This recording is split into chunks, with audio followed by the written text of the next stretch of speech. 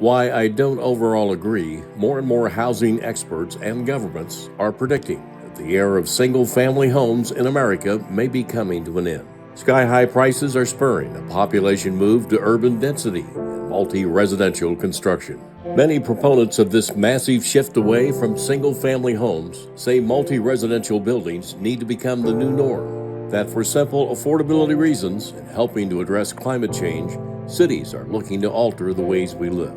My new video will look at these housing issues, a program I've entitled, Are Single-Family Homes Coming to an End? For decades, many Americans have described the dream of home ownership as an aspirational goal for families. This first began to evolve in the country in the wake of the Second World War. Returning soldiers needed housing, so governments responded. The GI Bill made affordable home loans available to returning military. By 1955, 4.3 million loans had been dispensed. A housing boom ensued. In the decades that followed, home ownership became a mark of status, but also one of entitlement.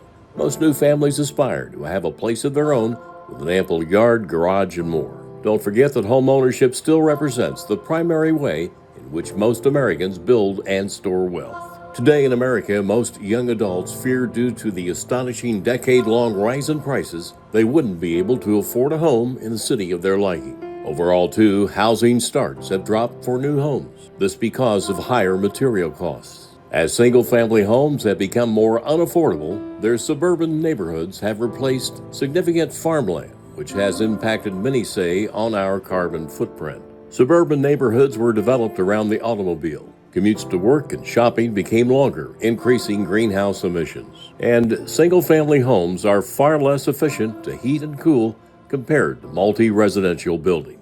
Across the nation, city councils and governments are beginning to remove zoning protections for single-family neighborhoods to allow multiple family apartments to be constructed. These will create denser communities, ones that are within walking distance of services and within public transit access. All this is why many design experts are predicting the end of an era of single-family dwelling. They point to them being more and more unaffordable financially and in terms of their cost to the environment. They say it's now time to reject the so-called dream of a house in the burbs. Another concept that you may be hearing more and more about is the 15-minute city. Some are being partially built now in the U.S. to be completed in phases. The 15-minute cities aim to reorganize cities so that most everyday needs are reachable within about 15 minutes by walking or cycling. This will include provisions for living, working, shopping, healthcare, education, and leisure. The living spaces may appear to trap people in tiny cells, but proponents say the structures are aimed at making life easier, to reduce pollution, and to strengthen neighborhood life by concentrating services and jobs within local proximities. The construction and implementation of the 15-minute city was actually an agenda created